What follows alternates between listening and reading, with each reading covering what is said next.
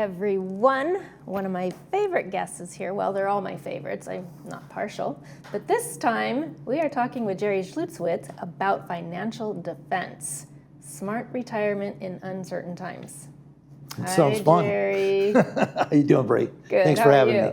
Doing great. It does sound a little bit intimidating, but very important. It's very important, Bree, because people out there think that finding a solution to today's problems with their investments means predicting the future. You know, winning big, figuring out what's the most winning way. Right. Sometimes when you're retired and you don't want to go back to work, not losing big is the solution. And that you need to play defense and defend against principal losses with your finances. And that's the key to success versus being able to predict the future. Right. So how do you do that with markets constantly shifting? Well, there's more than the stock market. And that's one of the things that I believe our listeners, viewers, whatever, don't see, because the market does swing. The interest rate, that is uncertain. You know, we've got some people saying that it should be lower. You got potentially some saying it's higher. Inflation, we saw what that did in ravaged portfolios recently to people's cost of living, et cetera. And the other one that's really big, one of the biggest risks out there is longevity. Yes. People are living longer. And guess what happens when you live longer? More bad things happen. More healthcare problems, more risk of markets, et cetera. So what you need to do is kind of either have defensive portfolios in your market, like stop losses, or use index annuities to protect yourself against too much downside in the markets if you want to play the stock market. But sometimes with those interest rates, if you just ladder it, you buy some short-term, medium-term, long-term bonds, treasury bonds that have no risk, that's a way to play defense. So there's a lot of different things, strategies that are solid no matter what the market does. And that's what I want to talk about. Right, and people are living a lot longer these days as well. Right? So you have to take that into consideration. Absolutely. So you mentioned longevity risk, right? So how should retirees prepare for that other than what you've just mentioned? Or is that sort of the safe basket to stay within those parameters? Well, like you're saying, it's because people are living longer. You've got to plan for a 30-year retirement. I mean, that's really what it comes down to. What did it used to be, Jerry? Do you recall? Well, you know, when they first started Social Security, people were living till 68, 69 and, you know, passing. So they thought, okay, you retired at 65, you got about 3-4 years. You know, then it's been longer. And there's another mistake out there that people make is when you're born, they talk about life expectancy. And the life expectancy right now is about 78, 79 years old when you're born. But because you didn't go to war, you've passed your drag racing days, maybe potentially drug days and alcohol days, and you've gotten older, you're not skydiving anymore, rock climbing. That when you some reach, of us aren't. well, you're not retired yet. When you reach 65, you know, male life expectancy is 20 years, 85, and female is to 88, 89, so 23 years. But if you're a married couple, there's better than 50-50 that one of you makes 92.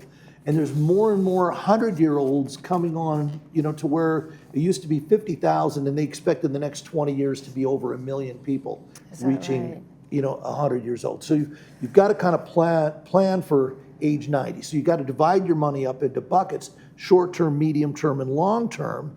And you want to make sure you're diversified, some of it for guaranteed income or guaranteed safety to protect your capital. It's very important that you have those strategies in place. When you're younger, okay, like you, Bree, you know, you can ride out the markets. You want a speedboat, right? When you invest, you want to grow and go as fast as you can. But when you get closer to 65 and older, you need an anchor. You need something that says, okay, I'm rock solid. I'm not going to be thrown around by the ocean, and I'm good where I'm at. I just need to make sure I don't lose all my money. And you want to anchor to something. But how can you, what's the insurance that those anchors will continue to perform? Well, your solid core basket. You need the United States government. I mean, if you're buying treasury bills, as long as the United States remains the United States, We're coming up on 250 years. I don't think we're, anywhere near going out. I mean, anything could happen, Bree, but at that point in time, you've got other issues. But I mean, things like insurance companies, people go, well, how do I protect, how do you know the insurance company's going to be around? It's like, well, wait a minute, do you have car insurance? Yeah. Do you have health insurance? Yeah. Do you have homeowners insurance? And I go, why do you pay those bills if they're not going to be around? And well, it's different. No, it's not any different. It's insurance on your money. And if you know how they work, if you know how the banking system works, I mean, there are safe investments that if you take some of your money or a chunk of your money away from market swings, I ask people all the time, how would it feel if you had $1 million and you lost 20% of it all because of a market swing? You lost 200,000. Would that make you uncomfortable? Almost everybody who's retired says yes. So then why are you exposing a lot of your money? So you got to diversify it into short-term, medium-term, long-term, and take appropriate risk through asset diversification, not only in asset classes, U.S., international, et cetera, but guaranteed for non-guaranteed investments. Right. And so is that what you're referring to as the laddered income?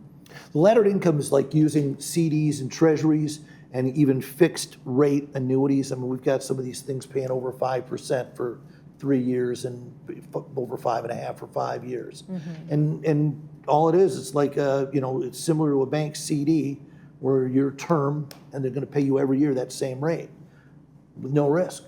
That's pretty good in today's environment. If we have an inflation rate of 3% or lower, which it is, then you're getting a 2% real rate of return over the cost of inflation with no risk. Those are historically really good returns. So there's ways out there, but people think, gosh, I just don't know what to do. And I know that Jerry doesn't know what to do. Guess what? I don't know the future. Nobody does. Warren Buffett doesn't know. The President of the United States, do you think he knows what's going to happen next? Of course not. He has no idea. He's just trying things and then moving on. So it's the same thing. But if there are solid investments that you can add to your portfolio to make it more conservative, those are tried and true throughout the decades that can reduce the risk and make your retirement income more safe. Well, I think the other thing too that is a sort of this gray nebulous miss factor is the tax efficient withdrawals. Because I mean, there's so many people that aren't aware of the tax implications when they take funds out.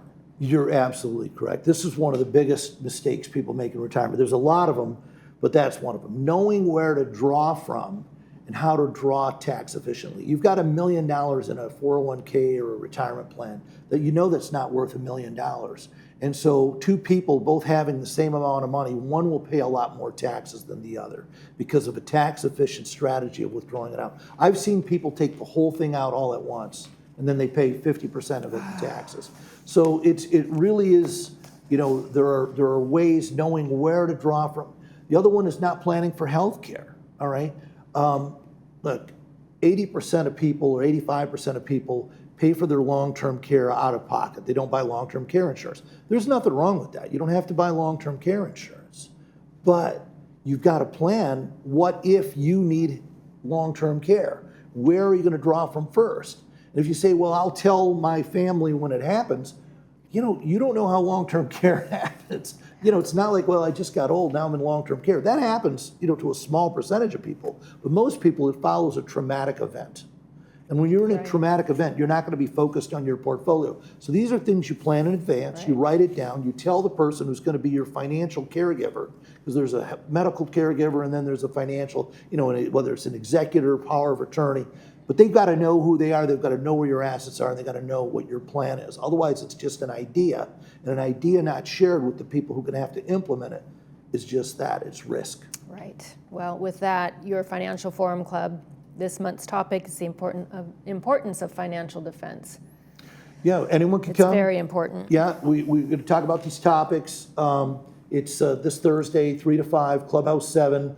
We don't take attendance. We have coffee and cookies. Anyone could be there and show up and learn. It's a participatory event. So you're learning not just from me, but you're learning from your fellow colleagues here in the village. Wonderful. Thank you, Jerry. Always such a pleasure. Thanks for having me, Bree. That's great information.